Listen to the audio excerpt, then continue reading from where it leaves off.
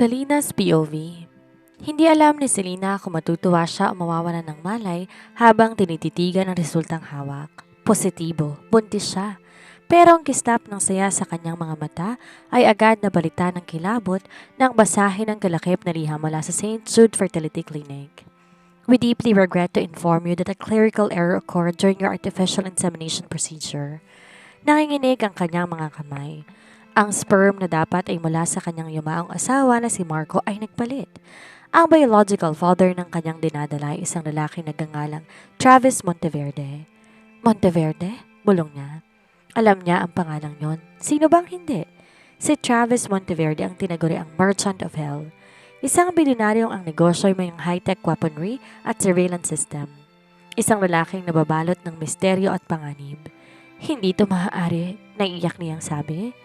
Ang buhay na nasa loob niya ay hindi sa taong mahal niya, kundi sa isang taong kinatatakutan ng buong mundo. Habang nakatingin sa salamin, hinawakan niya ang kanyang tiyan. Para niya sasabihin sa isang milyonaryo na may dinadala siyang tagapagmana nito. Isang linggo matapos ang balita, isang itim na convoy ng mga SUV ang huminto sa tapat na maliit na apartment ni Selena. Bumaba ang mga lalaking nakasuot at may earpiece. At sa pinakagitna, lumabas sa isang lalaking tila galing sa cover ng isang magazine. Matangkad, seryosong mukha, at may mga matang tila nakakabasa ng kaluluwa. Si Travis Monteverde. Serena Cruz? Ang boses nito ay baritono at tila nagpapakatal sa kanyang pagkatao. Anong ginagawa mo rito? Nauutal niyang tanong habang nakasandal sa pinto. Mabilis na pumasok si Travis sa loob ng kanyang apartment at tinitingnan ang paligid. Alam mo kung bakit ako nandito?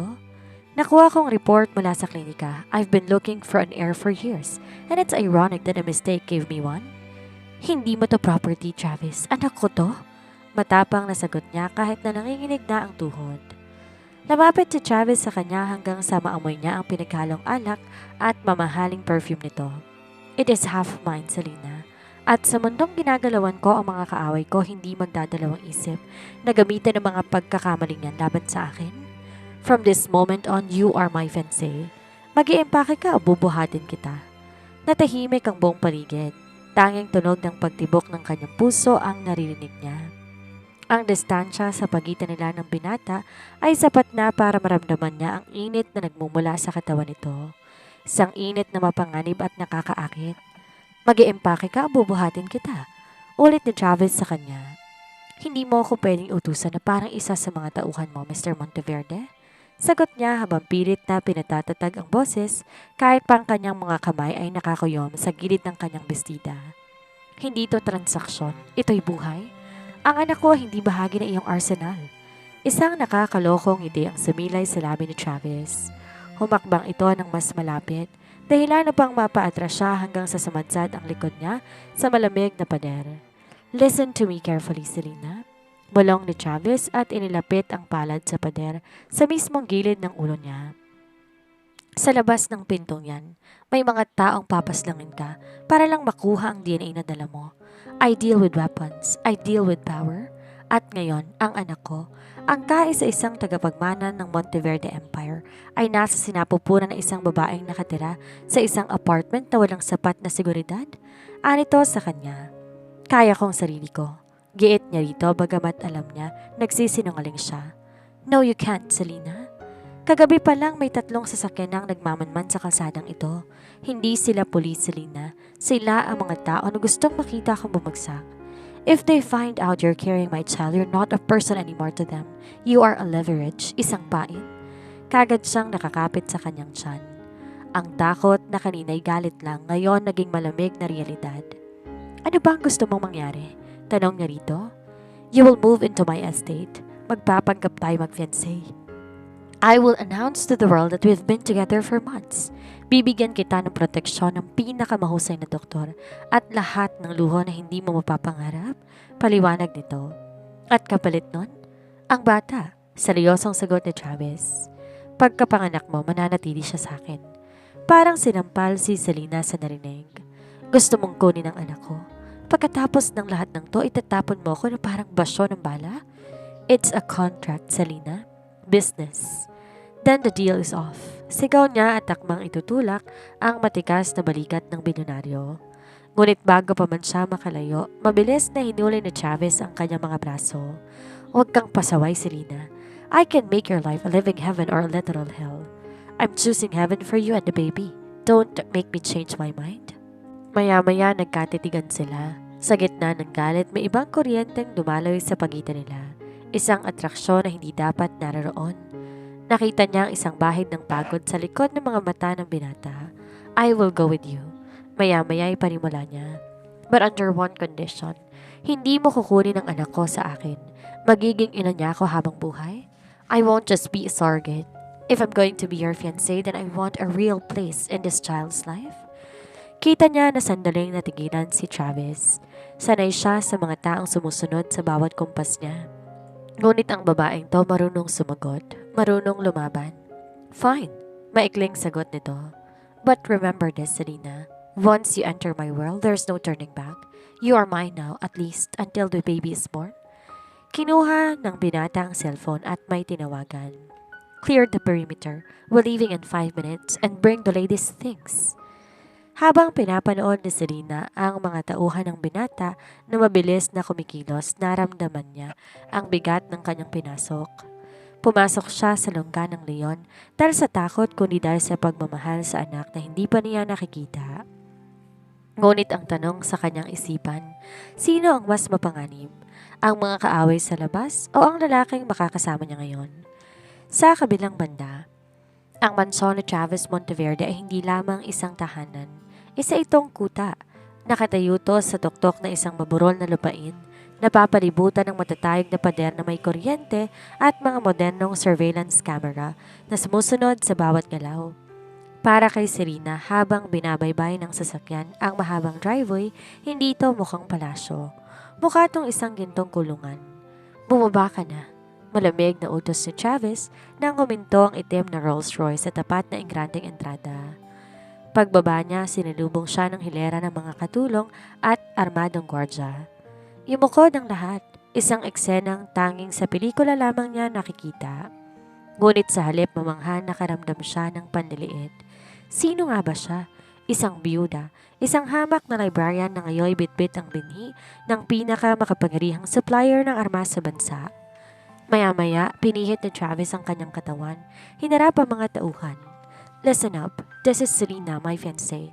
Ang sino mang walang galang sa kanya ang magpapagabaya sa seguridad niya, ako mismong maglilibing. Is that clear? Isang sabay-sabay na, yes sir, ang umalingaw-ngaw. Follow me. Anito sabay hawak sa siko niya.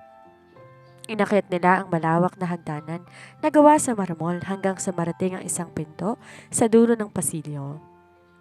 Pagbukas noon, bumulaga sa kanya ang isang silid na mas malaki pa sa kanyang buong apartment. Lahat ay puti, ginto at kulay abo. May malambot na kama, walk-in closet na puno ng mga damit at isang balkonahe na tanaw ang buong syudad. This is your room, saad ni Chavez. My mom is just across the hall. May intercom sa tabi ng kama mo. Anything you need, pagkain, gamot o kahit anong luho, sabihin mo lang. Hindi ko kailangan ng luho, Travis. Sagot niya habang inilalapag ang kanyang luma at kupas na bag sa gitna ng mamahaling kama. Kailangan ko ng kalayaan. Pwede ba akong lumabas? Mabilis na humarap ang binata sa kanya. No, not without my permission. Not without my men. Ano? Sabi mo proteksyon hindi pagkabilanggo. Sigaw niya at kaagad na lumapit sa binata. Buntis ako, Travis. Hindi ako kriminal. Mabilis gumalaw si Travis. Sa isang iglap, nasulok niyang muli si Selena sa pagitan ng kanyang mga braso. Ang kanyang mukha, pulgada na lang ang layo sa mukha ng dalaga, sapat na para maramdaman nito ang mainit niyang hininga. Kriminal ang mga kalaban ko, Selena. Kagabi may nahuli kaming spy sa labas ng apartment mo. Kung di ako dumating, baka ngayon nasa ilalim ka na ng lupa o pinagsasamantalahan para lang makuhang impormasyon tungkol sa akin. Do you want that? Do you want our child to be gone before he even sees the light? Kita niyang natahimik si Selena. I am doing this to keep you alive. Maya-maya, bumaba ang tingin niya sa mga labi ni Selena. May kung anong kuryente ang dumaan sa pagitan nila. Isang tensyon na hindi lamang dahil sa galit, kundi dahil sa isang atraksyon na pilit nilang tinatatwa. Sa loob ng ilang segundo, tila nakalimutan niya ang kanyang galit. Dahan-dahan niyang inabot ang mukha ng dalaga. Don't fight me on this, Selena. I always get what I want and right now, I want you safe. Bago pa makasagot si Selena, bumitaw si Travis at mabilis na lumabas ng silid. Iniwan siyang tulala habang mabilis ang tibok ng puso. Napaupo siya sa gilid ng kama. Ang mansyong ito ay puno ng ginto, ngunit bawat sulok ay may paalala ng panganib. At ang lalaki na nagdala sa kanya rito, siya ang pinakamalaking panganib sa lahat. Hindi lang para sa buhay niya kundi para sa kanyang puso. Sa kabilang banda, ang unang gabi sa mansyon niya ay puro puno ng balisa. Hindi siya makatulog sa sobrang lambot ng kama, tila sinasakop siya ng karangyaan habang ang kanyang isipan ay naiwan sa payak niyang buhay. Bandang 8:00 na madaling araw, nakaramdam siya ng matinding uhaw at pagkahilo. Dahan-dahan siyang lumabas ng silid. Tahimik ang pasilyo at tayong mga security lang ang kulay asul na nagbibigay liwanag. Habang pababa ng hagdan, narinig niya isang kalabog mula sa silid aklatan ni Travis. Sa udyok ng kuryosidad, sumilip siya. Doon, nakita niya ang binata. Nakasuot lang ito ng puting sando at tayong sweatpants lang ang pang-ibaba. Ngunit ang nakakuha ng atensyon niya ay ang mga bote ng alak sa mesa at ang isang sugat sa balikat ni Travis. Hawak nito ang isang first aid kit at sinusubukan na gamutin ang sarili habang nagngangalit ang mga ngipin sa sakit. Di na siya nagdalawang isip at kagad siyang pumasok sa loob. Hayaan mong tulungan kita? Mahinang sabi niya. Mabilis na lumingon sa kanya ang binata. Anong ginagawa mo rito? Bumalik ka sa kwarto mo? Sigaw nito sa kanya. Hindi mo kayang abutin yan? Matapang na sagot niya. Hindi siya natakot sa singhal nito. Lumapit siya at kinuha ang bulak at antiseptic. Kahit gaano ko pa kayaman, Travis, 2 lang ang kamay mo. Natigilan si Travis. Sa unang pagkakataon, hinayaan niyang lumapit ang isang tao sa kanyang personal space nang walang pag-aalinlangan. Bakit mo to ginagawa? Tanong niya rito. Malapit ang mukha ni Serena sa kanyang balikat at ang bango ng dalaga ay tila pansamantalang nagpapakalma sa kanyang naguguluhang isipan. Dahil tao rin ako, Travis, at dahil ama ka ng dinadala ko, kung mapapahama ka, paano na kami? Isang mapait na tawa ang kumawala sa bilyonaryo. Huwag kang mag-alala, masamang damo ako, hindi ako papanaw ng ganun kadali. Ang mga pader ng mansyong ito, ang dami mong gwardya, lahat ba ito dahil takot kang pumanaw? Tanong na si Rina habang maingat na nilalagyan ng benda ang sugat. Tumingin siya ng diretsyo sa mga mata ng dalaga. Hindi ako takot pumanaw, Selena. Takot ako na may mawala na naman sa akin. Ang negosyong to, ang mga armas na to, ito lang ang paraan para masiguro kong wala kang sino mang makakaatake sa mga taong mahalaga sa akin. Natahimik si Selena. Sa likod ng pagiging merchant of hell, may isang lalaki na puno ng sugat hindi lang sa balat kung hindi pati na sa kaluluwa. Sa kalagitnaan ng kanilang pag-uusap ay bigla silang nakarinig ng malakas na pagsabog mula sa malayo. Agad siyang tumayo. Hinawakan niya si Serena sa bewang at hinila papalapit sa kanya. Stay behind me. Utos niya rito. Kinuha niya ang isang armas na nakatago sa ilalim ng mesa. Travis, anong nangyari? Tanong ni Selena. The gate has been breached. They found us sooner than I thought. Aniya habang ang mga mata ay nakapako sa pinto. Pero tandaan mo to, Selena, hindi ko hahayaang hawakan kanila. Kahit ubusin ko pa ang lahat ng bala ko, manatili ka lamang ligtas. Sa gitna ng panganib, sa halip na matakot kay Travis, nakaramdam si Serena ng isang kakaibang seguridad. Ang lalaking pilit niyang tinatakasan, siya palang kaisa-isang tao na handang mag-alay ng buhay para sa kanya. Sinandal niya ang bata sa matibay na pader ng silid aklatan habang ang katawan nitong nagsisilbing kalasag. Don't move. Don't breathe until I say so. Bulong nito bago pinihit ang pinto para harapin ang panganib sa labas. Ang amoy ng pulbura ay nananatili pa rin sa paligid ng mansyon. Ngunit sa loob ng isang pribadong klinika na pagmamayari ni Travis, ang hangin ay malinis.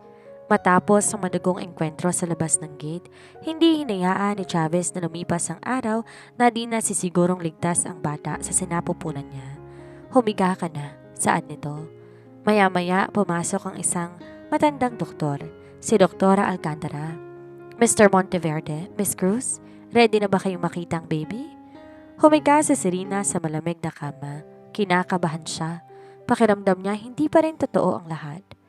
Nang ilapat ng doktora ang transducer sa kanyang tiyan na may malamig na gel, naramdaman niya ang paghawak ni Travis sa kanyang kamay. Nagulat siya tiningnan ng bata.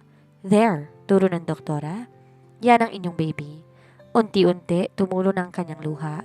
Sa gitna ng lahat ng gulo, ng maling sperm, ng mga armas at ng panganib, may isang buhay na lumalaban para mabuhay. Napatingin siya kay Travis at nakita niyang natigilan din to. Ang mga mata nito ay nanlalambot habang nakatitig sa monitor. Sa sandaling iyon, hindi ito ang merchant of hell. Ito ay isang ama. Is that the heart? Mahinang tanong ni Travis. Yes, Mr. Monteverde. Very healthy and strong. Sagot ng doktora. Lalong hinigpitan ng binata ang hawak sa kamay niya. He's alive, bulong nito. He's really there. Nang makaalis ang doktora para i-print ang mga ultrasound photos, naiwan ang dalawa sa katahimikan at hindi pa rin ito binibitawan ang kamay niya. Selena, tawag nito. I'm sorry. Napakunot ang noon ni Selena. Para saan? Para sa lahat. Para sa pagpilit sa iyo na mapunta sa mundong ito. Para sa panganib na nilako sa buhay mo kagabi. Anito habang nakatitig sa kanilang magkahawak na kamay. Nang marinig ko ang tibok ng puso ni baby, na-realize ko na hindi na lang ito tungkol sa isang tagapagmana. Tungkol ito sa buhay na nilikha natin ang hindi sinasadya. Hindi mo ginusto ang pagkakamaling to, Travis. Pareho tayong biktima. Mahinahong sagot niya. Maybe, ani Travis. Dahan-dahang tinaas ang kamay niya at tinagka ng likod noon. Isang hagka na puno ng respeto at proteksyon. But I will make sure no one stops that heart from beating. I will burn the world down before anyone touches you or the baby again. Nagkatitigan sila ng matagal. Ang tensyon sa silid nag-iba. Mula sa pagiging contractual ay naging personal. Sa unang pagkakataon, di na lang tanging batang nagbubuklod sa kanila. May kung anong koneksyon na nabuo sa bawat tibok ng puso na narinig nila. Ngunit habang naglalapit ang kanilang mukha, habang nag-ring ang encrypted phone ng binata, "What is it?" Sagot nito sa kabilang linya. "Found them? Good. Huwag niyo munang paslangin. I want to handle this personally." Kagad bumitaw si Travis at tumayo. "Stay here with the guard, Selena. I have to finish some business." Anito bago mabilis na lumabas. Naiwan siya hawak ang larawan ng kanilang anak. Alam niyang nagsimula na ang totoong gera ni Travis at natatakot siya na sa bawat pagpaslang nito sa mga kaaway, lalong lumalayo ang pagkakataon na magkaroon sila ng isang normal na pamilya. Habang lalong lumalaki ang tiyan ni Selena, lalo namang nagiging tilakutan ng sundalo ang kanyang puso. Sanay siya sa presensya ng mga armadong lalaki, sa tunog ng mga helicopter na lumalanding sa rooftop at sa malamig ngunit protektibong titig ni Travis. Ngunit ang hindi niya pinaghandaan ay ang pagdating na isang tao na akala niya'y bahagi na lamang ng kanyang alaala. Isang hapon, habang naglalakad siya sa garden ng mansyon sa ilalim ng pagmamasid ng 4 na gwardiya, isang pamilyar na boses ang tumawag sa kanyang pangalan mula sa labas ng main gate. "Selena, kailangan natin mag-usap?" Napatigil siyang bigla. Ang boses na iyon, kilala niya yon, si Sandro. Ang nakababatang kapatid ng kanyang yumaong asawa. "Wait, wag din siyang sasaktan?" Sigaw niya na makitang tinutok ng mga gwardiya ang kanilang mga armas sa lalaking pilit na kumakapit sa rehas ng gate. Mabilis siyang lumapit. "Sandro, anong ginagawa mo rito? Paano mo nalaman kung nasan ako?" Hingal na hingal si Sandro. Ang kanyang mukha puno ng takot at ng galit. "Kalat na sa balita, Serena. Ang asawa ng kuya ko nakatira sa mansyon ng isang masamang tao. Dinadala mong anak ng lalaking pumaslang kay Marco." Para siyang pinaslang nagyayalong tubig sa nalaman. "Ano? Anong sinasabi mo? Hindi mo ba alam?" Sigaw ni Sandro at pilit na iniilaga ng mga gwardiya na sinusubukang ilayo siya. Ang armas na pumaslang kay Marco sa operasyon sa Mindanao galing sa Monteverde Industries. Si Travis Monteverde ang nagbenta ng mga armas na pumaslang sa asawa mo. Pinaglalaroan ka lang niya, Selena. "Tigil!" Isang baritono at makapangyarihang boses ang umalingaw-ngaw mula sa likod niya. Si Travis. Naglakad to patungo sa kanila habang ang mga mata ay nakapako kay Sandro na tila isang biktima na tatapusin na nito. "Travis, totoo ba?" Hinarap niya ang binata. Ang mga armas mo ba ang pumaslang kay Marco? Tumigil si Travis sa harap niya. I sell it to the government, Selena. I sell to defense contracts. Malamig na sagot nito. Hindi ko kontrolado kung kaninong balang tumatama sa kanino sa gitna ng gera. Pero alam mong siya ang asawa ko. Sigaw niya rito.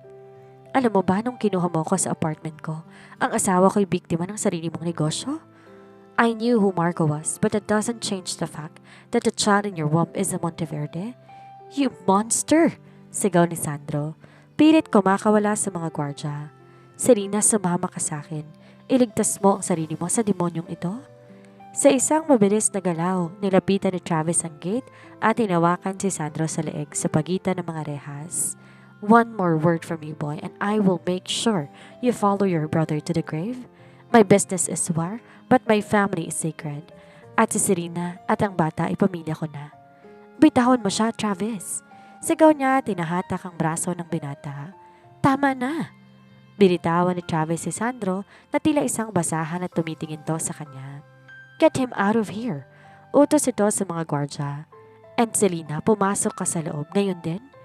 Hindi ako papasok hanggat di mo sinasabi ang totoo. Matapang na sagot niya. Lumapit si Travis sa kanya hanggang sa ang kanilang mga dibdib ay magdikit. Ang tensyon ay hindi na lang proteksyon. Ito ay tungkol sa tiwala na gumuho ng isang saglit. The truth is, Selena, the world is a bloody place and I am the one who provides the steel. If you hate me for that, fine. But don't you dare think for 1 second that I will let you leave. You are mine, and this child is mine forever. Tinalikuran na siya ng binata at iniwan siya sa gitna ng garden, habang ang ulan nagsisimulang pumatak, tila nakikiramay sa bigat ng lihim na ngayon lamang nabunyag. Ang lalaking kanyang sinasandigan ay ang lalaking may kinalaman sa pagkawala ng kanyang nakaraan. Selena's POV. Matapos ang revelasyon tungkol kanina, tumagi si Selena na kumain na kumausap kay Travis. Nagkulong siya sa kanyang silid habang ang bawat alaala ng yumaong asawa ay tila sinasampal siya ng katotohanan. Ang lalaki nagbibigay sa kanya ng proteksyon ngayon ay ang arkitekto ng kapahamakan ng kanyang nakaraan. Ngunit ang katahimikan ay binalot ng isang nakakabinging tunog. Red alert, perimeter breach, sectors 1 to 4 are down. Ang boses mula sa PA system ng mansyon ay puno ng pagmamadali. Biglang bumukas ang pinto ng silid niya at pumasok si Travis. Pawis na pawis to habang may hawak na armas. Selena, tayo, ngayon din, sigaw nito. Huwag mo kong hawakan. Bulyaw niya na pilit kumakawala. Mas gusto ko pang mawala kaysa sumama sa isang masamang taong tulad mo. Hindi nagpatinag si Travis. Nilapitan niya si Selena at tinawakan to na mahigpit sa magkabilang balikat. Makinig ka sa akin. Magalit ka kung gusto mo. Isumpa mo ako habang buhay pero hindi ngayon. May mga mercenaries sa labas na hindi lang impormasyon ang gusto. Gusto nilang ubusin ang lahi ko at kasama ka doon dahil dala mo ang anak ko. Maya-maya, isang malakas na pagsabog ang yumanig sa buong mansyon. Nabasag ang mga bintana at nawala ang mga ilaw. Sa gitna ng dilim, tanging laser sight ang armas si Travis ang nagbibigay ng pulang liwanag. They are inside. Bulong ni Travis. Binuhat niya si Serena na parang isang bagong kasal, kahit pa nanlalaban ng dalaga. Mabilis siyang tumakbo patungo sa isang sikretong elevator sa likod ng kanyang walk-in closet. Pagbaba nila, bumulaga isang underground hangar kung saan naghihintay isang bulletproof na SUV at ilang piling tauhan. Sir, the main road is blocked. We have to take the mountain pass. Ulat ng kanyang chief security. Do it. Secure the lady at all cost. Utos niya sa mga tauhan. Sinakay niya si Selena sa likod ng SUV at tumabi rito. Habang mabilis na humaharurot ang sasakyan palabas ng tunnel, sunod-sunod na bala ang tumatama sa katawan ng SUV. Ang bawat tama naman ng bala, tila tumatago sa puso ng Selena. Napayakap siya kay Travis sa sobrang takot. I've got you, Selena. Hinding-hindi ka nila mahahawakan. Sa gitna ng bakbakan, nakita niya ang isang bahagi ni Travis na hindi niya inaasahan. Hindi itong isang bilyonaryong negosyante. Ito ay isang mandirigmang handang maging kalasag. Na makalayo na sila at pansamantalang naging tahimik ang paligid, hindi pa rin siya bumibitaw. Nanginginig ang buong katawan niya. Maya-maya, naramdaman niya ang basa sa kanyang braso. Travis, may dugo. Tumingin ang binata sa braso nito. May tama to ng bala, ngunit hindi niya ito binigyang pansin. Ang tanging tiningnan niya ay ang tiyan ni Serena. Ayos lang ba ang bata? Ayos ka lang ba? Tumingin si Serena sa mga mata ni Travis. Sa kabila ng lahat ng galit niya kay Marco, ng puot sa negosyo nito, nakita niyang isang katotohanang hindi niya maitatanggi. Si Travis Monteverde, ang lalaking kinatatakutan ng lahat, ay ang tanging pader na nakatayo sa pagitan niya. Bakit? Tanong ni Selena. Bakit mo tinataya ang buhay mo para sa amin? Ang sabi mo, transaksyon lamang ito. Huminga ng malalim ang binata. Ang mukha nito ay lumapit sa mukha niya hanggang sa magdampi ang kanilang mga noo.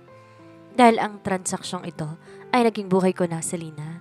You're not just carrying my air. You've become the only thing worth fighting for in this God-forsaken world.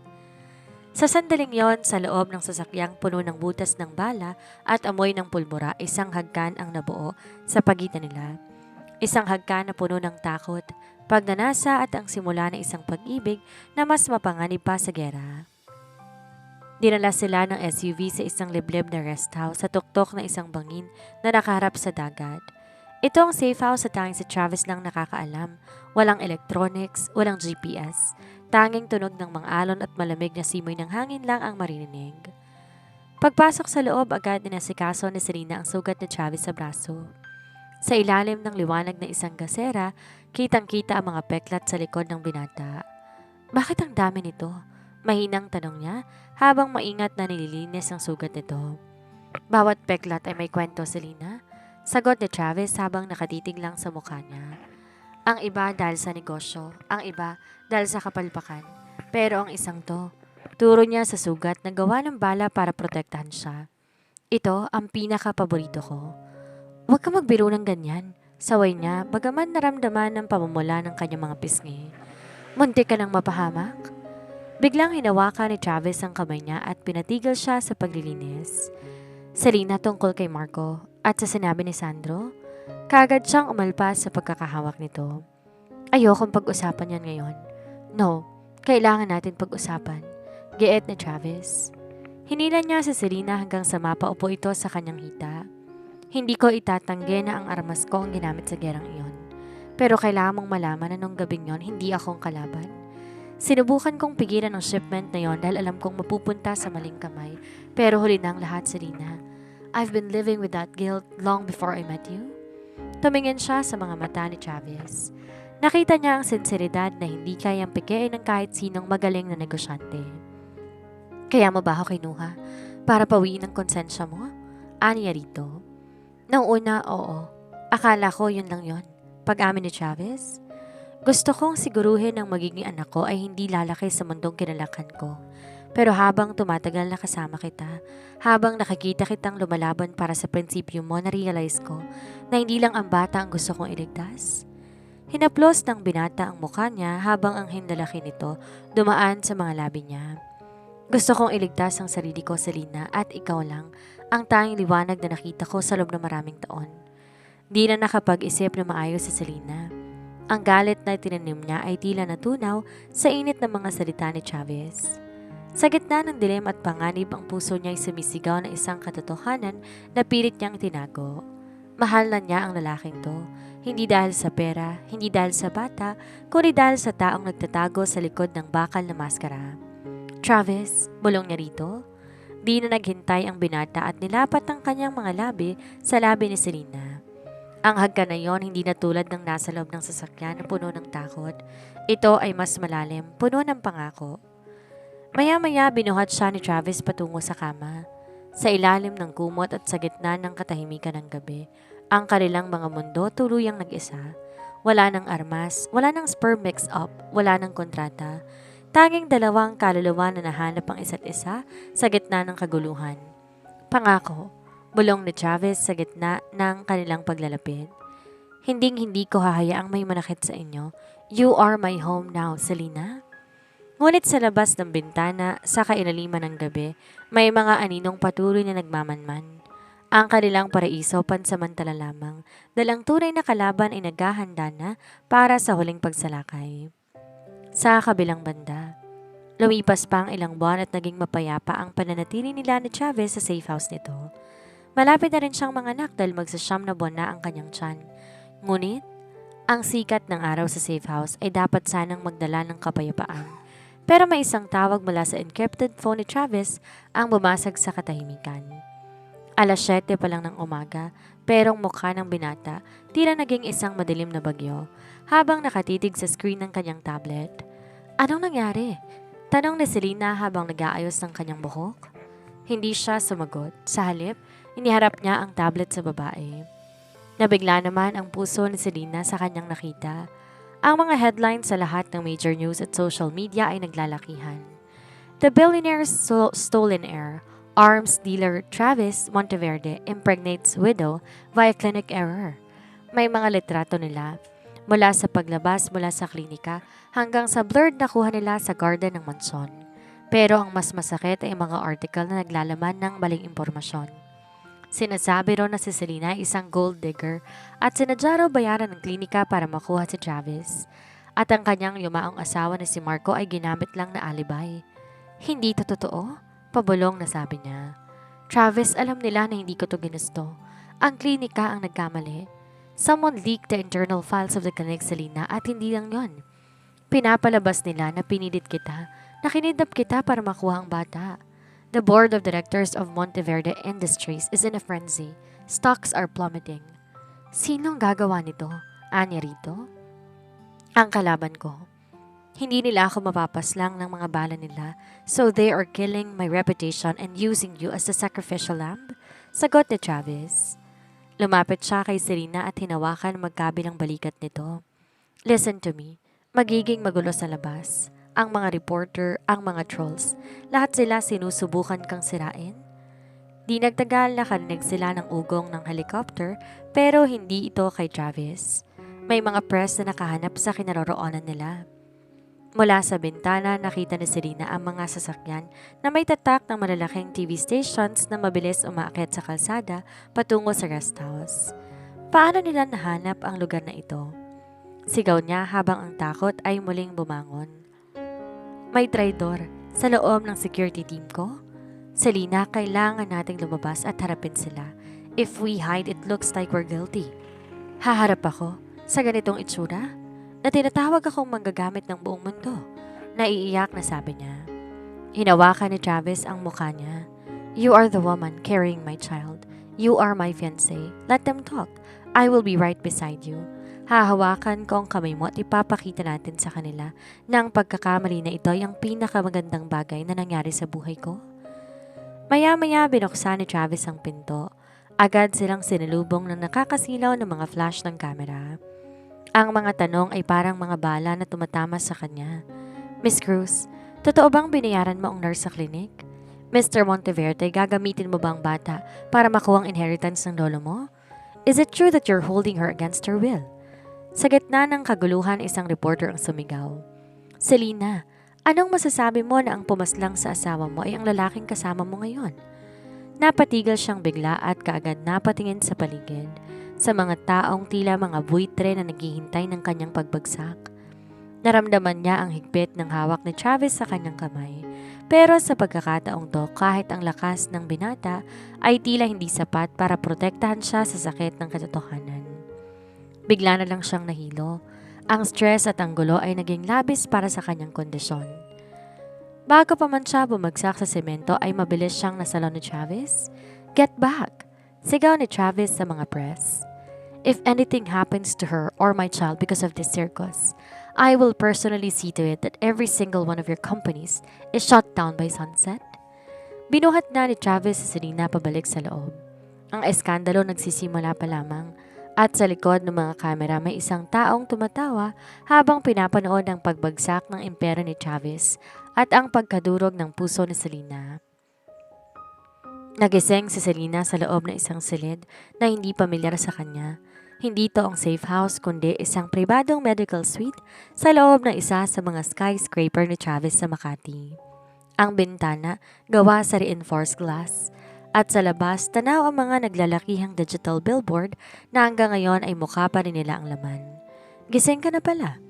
Isang boses ang narinig niya mula sa dilim. Hindi yon si Travis. Ang boses ay mas mataas, mas matalas at may bahid ng sarkasmo. Isang babaeng nakaputing doctor's coat ang lumabas mula sa anino. Ito ang head ng fertility clinic na pinuntahan niya noon, si Dr. Elena Varga. Dr. Varga, anong ginagawa ninyo dito? Akala ko ba tinanggalan na kayo ng lisensya dahil sa nangyari? Tanong niya at pilit na bumabangon kahit medyo nahihilo pa. Ngumiti na nakakaloko ang doktora. Lisensya? Selena, sa mundong to ang lisensya ay papel na kayang bilhin. Pero ang impormasyon yon ang tunay na ginto. Anong ibig mong sabihin? Ani rito. Di ba nagtataka ang maliit mong utak? Lumapit ang doktora at pinakita sa kanya isang tablet. May mga files doon na may tatak ng Monteverde Industries. Ang tsansa na magkapalit ang sperm ng isang hamak na sundalo at ng isang bilyonaryong arms dealer ay 1 in a billion. Hindi yon aksidente, Serena. Yon ay isang operasyon. Natigilan siya sa narinig. Ano? Ang asawa mong si Marco, hindi siya pumanaw dahil sa ligaw na bala ng Monteverde weapon? Pumanaw siya dahil kailangan siyang mawala sa eksena. Patuloy ni Dr. Varga, at ikaw pinili ka namin. Isang malinis na byuda, isang perpektong vessel. Alam naming hindi tatanggap ng kahit sinong babae si Travis, pero ang isang inosenteng biktima ng pagkakamali na nagdadala ng kaisa-isa niyang dugo, kakagat siya. Sino bang namin? Nanginginig na tanong niya. Ang mga taong gustong kunin ang The Aegis System, ang bagong surveillance software ni Travis na kayang pumaslang ng kaaway bago pa man sila makahawak ng armas. At ang susi sa system na iyon, hindi password kundi biometrics. Biometrics na matatagpuan lamang sa DNA ni Travis o ng kanyang magiging anak. Mahabang paliwanag ng doktora. Naramdaman niya ang panlalamig ng kanyang sikmura. Ang kanyang pagbubuntis ay hindi isang milagro o pagkakamali. Isa itong biological na paraan. Isang armas, kaya ang lahat ng ito, ang pananatili ko sa mansyon, ang paghuhulog na loob ko sa kanya, plano niyong lahat? Hikbi niyang tanong dito. Plano ng dating business partner niya na si Julian, sagot ng doktora. At ngayon na nakuha na namin ng sapat na data mula sa prenatal checkups mo, hindi na namin kailangan si Travis, pero kailangan namin ng bata. Sa ayaw mo at sa gusto ang sanggol na yan ang magiging pinakamakapangyarihang armas sa balat ng lupa. Sa gitna ng pag-uusap nila ng doktora, biglang bumukas ang pinto at pumasok si Travis. May hawak itong armas at ang kanyang mga tauhan, mabilis na pinalibutan ng doktora. Travis! Sigaw niya rito. Ngunit bago pa man makalapit ang binata, itinaas si Dr. Varga ang kanyang kamay na may hawak na maliit na remote detonator. Isang hakbang pa, Travis, at guguho ang floor na ito. At huwag mong kakalimutan ang mga gamot na itinurok namin kay Serena habang tulog siya. Isang click ko lang, titigil lang tibok ng puso ng bata sa loob niya. Kita niyang natigilan ang binata. Let her go, Varga. You want the Aegis? Take it. Take everything, just let them leave. Sa sandaling yon, alam na niya kahit planado ang pagkikita nila, ang pag-ibig ni Travis ay totoo. Pero ang katotohanan na ang kanyang anak ay binuo para maging susi sa katapusan ng isang pasakit na hindi niya alam kung paano papasanin. I'm sorry, Selena, bulong ni Travis. I thought I was protecting you. I didn't know I brought the enemy inside you. Nakatayo si Travis, ilang metro lang ang layo sa kanya, ngunit tila milya-milya ang distansya nila dahil sa panganib na nakapalibot sa kanila. Ang bawat paghinga ni Selena ay may kasamang takot, hindi para sa sarili kundi para sa batang nasa loob niya na ginagawa nilang pyesa sa kanilang maruming laro. Anong pipiliin mo, Travis?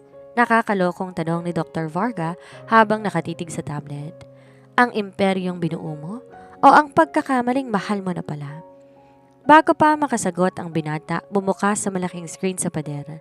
Lumitaw ang mukha ni Julian, ang dating kanang kamay ni Travis, na akala ng lahat ay matagal nang lumisan. Julian, mariing bigkas si Travis. Kamusta, partner? Ngumiti si Julian sa screen. Salamat kay Serena. Kung hindi dahil sa sinapupunan niya, hindi ko makukuha ang biometrics mo na kailangan para ma-override ang Aegis system. Ang DNA ng isang anak ay ang perpektong salamin ng ama. Maya-maya, hinarap siya ni Julian. Selena, dear, may offer ako sa'yo. Traidorin mo si Travis. May tinago siyang encryption key sa loob ng kanyang personal vault sa mansyon. Kunin mo yun para sa amin at hahayaan naming mabuhay ang bata. Bibigay namin sa iyo lahat ng perang kailangan mo para magtago at magsimulang muli. Malayo sa armas, malayo sa mga Monteverde. Kagad siyang napatingin sa binata.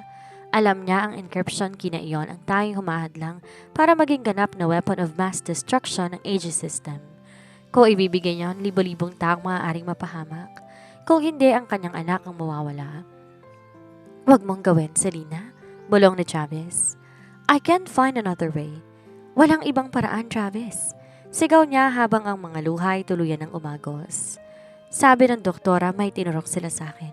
Pinapas lang nila unti-unti ang anak natin habang nag-uusap tayo rito. Desisyon, Selena. Ngayon din. Utos ni Julian. Tumingin siya muli sa binata, isang tinging puno ng paghingi ng tawad. Sa isang mabilis na galaw, kinuha niyang isang scalpel na malapit sa kanyang higaan at tinutukto sa sarili niyang leeg. Bitawan mong detonator, Varga, o itutuloy ko to. Kung mawawala ako, mawawala din ang bata. At wala kayong makukuhang biometrics. Wala kayong Aegis, wala kayong kahit ano.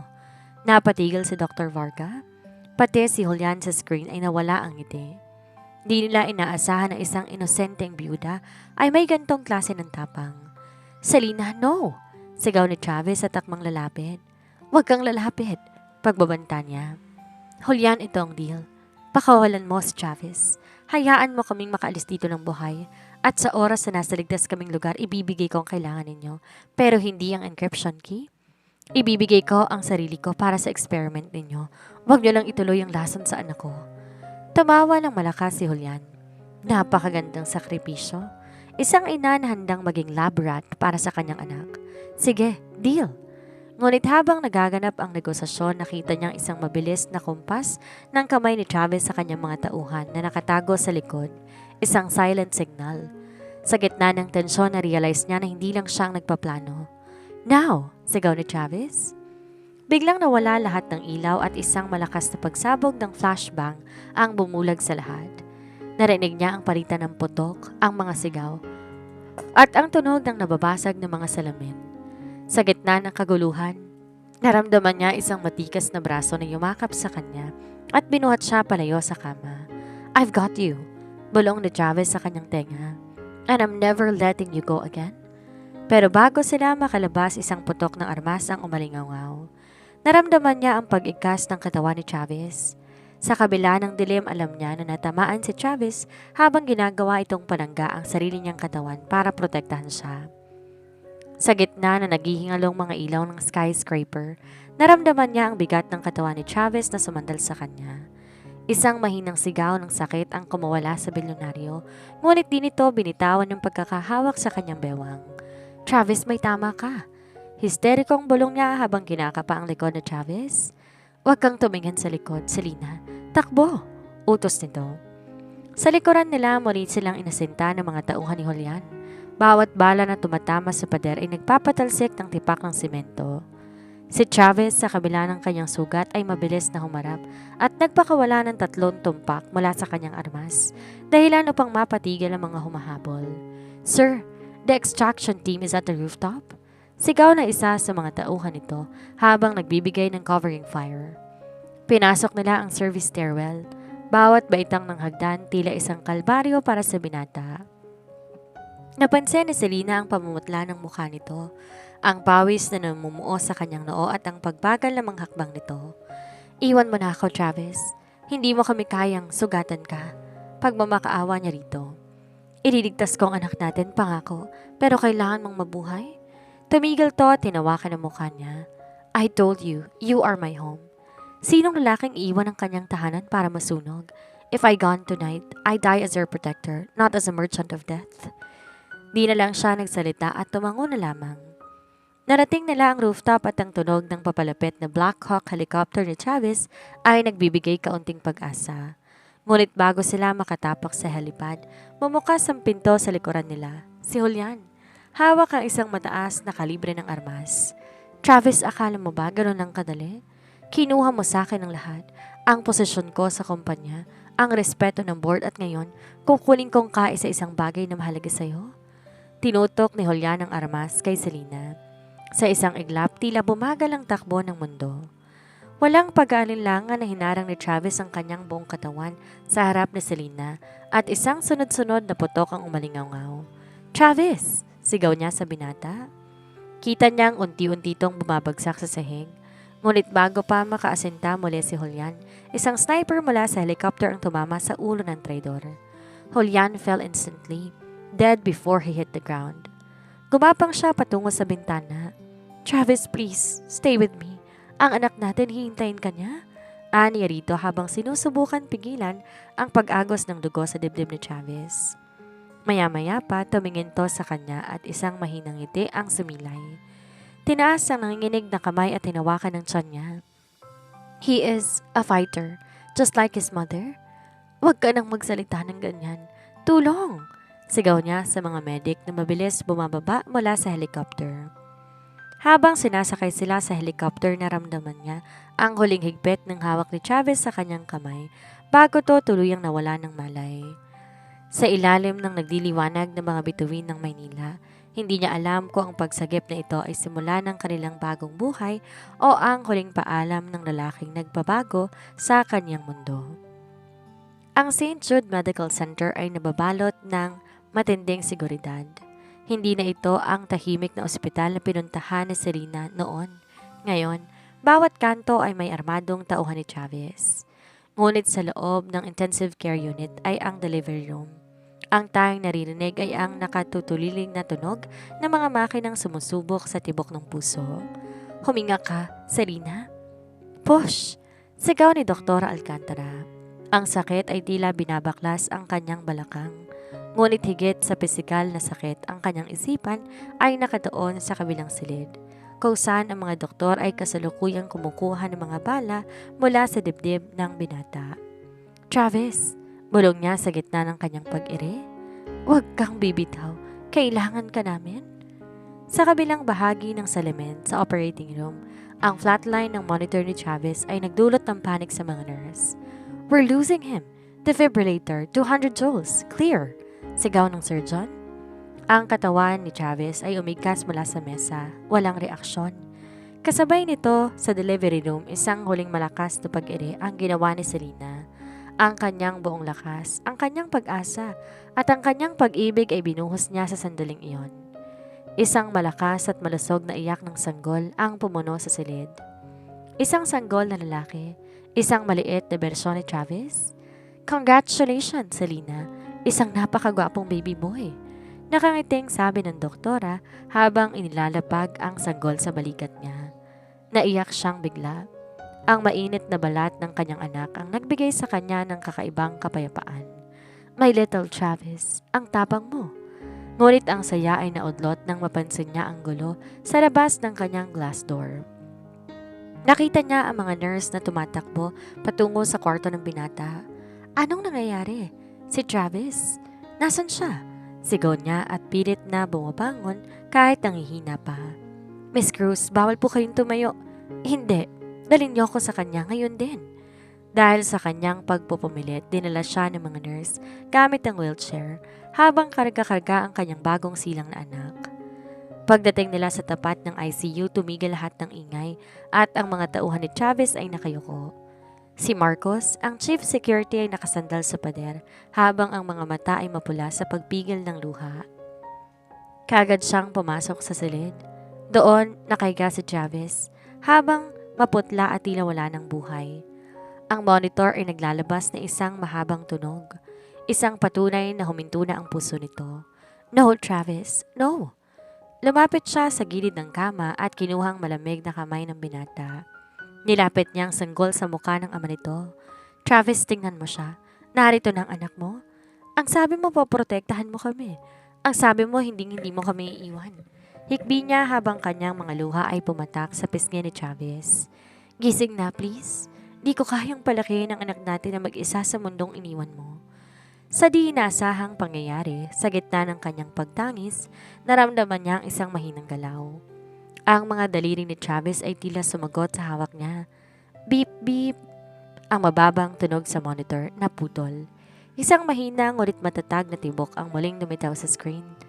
Ang mga mata ng binata ay dahan-dahan na bumukas habang ang kanyang paningin ay malabo pa, ngunit agad na nakapako sa babaeng mahal niya at sa batang karga nito. "Selena? He looks like me." "Oo, Travis. At gaya mo, ayaw niyang sumuko." Sagot niya habang tumatawa sa gitna ng kanyang mga luha. Maya-maya muling nakatulog si Travis, ngunit sa pagkakataong to, hindi na ito tulog ng kapahamakan.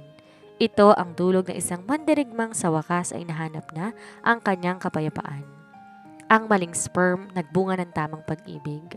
At sa silid na iyon, sa gitna ng amoy ng gamot at bagong silang na sanggol, nagsimula ang kanilang totoong kwento. Isang taon ang lumipas. Ang dating mansyon ni Travis na tila isang kuta ng digmaan ay nagbago na. Wala na mga armadong lalaki sa bawat kanto. Pinalitan ng mga ito ng mga hardin na puno ng bulaklak at isang malawak na palaruan. Ang Monteverde Industries ay hindi kilala bilang supplier ng armas. Sa ilalim ng bagong pamumuno ni Travis, naging Monteverde Global Tech ito. Isang kumpanyang nakatuon sa defensive medicine at global surveillance para sa kaligtasan ng mga sibilyan. Sa gitna ng malawak na garden, nakatayo ang isang puting altar. Walang mga reporter, walang mga flash ng kamera, at walang mga bodyguard na nakabantay sa bawat galaw. Tanging ang mga malapit na kaibigan at ang pamilyang binuo nila ang naroon. Maya-maya, lumabas si Selena mula sa mansyon. Suot ang isang simpleng lace wedding gown na yumayakap sa kanyang katawan.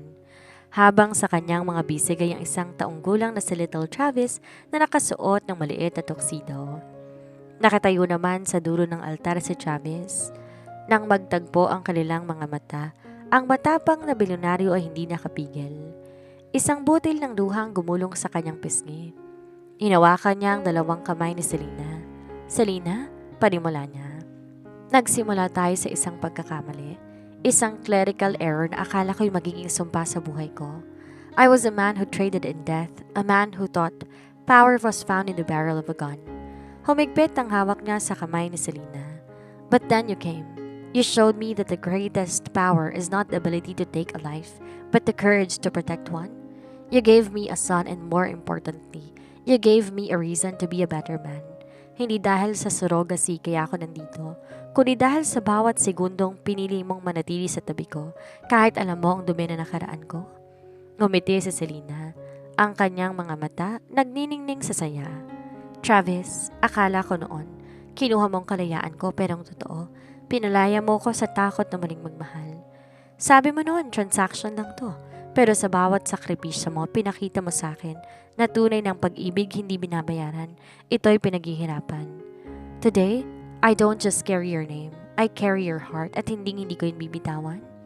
I, Travis Monteverde, take you, Selena Cruz, to be my wife. In war and in peace. In danger and in safety. Hindi ka na muling matatakot dahil ako ang magiging kalasag mo habang buhay. Sinuot ni Travis ang singsing na may malaking diamante sa daliri ni Selena. With this ring, I am yours, completely, forever. Sinuot din ni Selena ang singsing kay Travis. At ako ay sa'yo, Travis, hanggang sa huling tibok ng puso ko. You may kiss the bride. Sad sa kanila ng pari. Dahan-dahang hinila ni Travis si Selena palapit sa kanya. Ang kanilang hagkan hindi na puno ng takot o tensyon na nakaraan. Ito ay isang hagka ng tagumpay. Tagumpay laban sa mga kalaban, laban sa iskandalo, at laban sa sarili nilang mga pag-aalinlangan. Habang naghihiyawan ng mga bisita, pinuhati Travis sa Selena, pati na ang kanilang anak. Tumingala sila sa langit kung saan ang araw ay dahan-dahang nawawala at nagbibigay ng kulay ginto sa buong paligid. Ang maling pagsasalin ay naghatid sa kanila na isang madilim na landas. Ngunit ang right love ay nagsisilbing ilaw para mahanap nila ang daan pa uwi. At sa wakas, ang pamilyang akala ng mundo ay isang pagkakamali ay naging pinakatamang desisyon na ginawa ni Travis at Selena sa kanilang buhay. Aral ng kwento.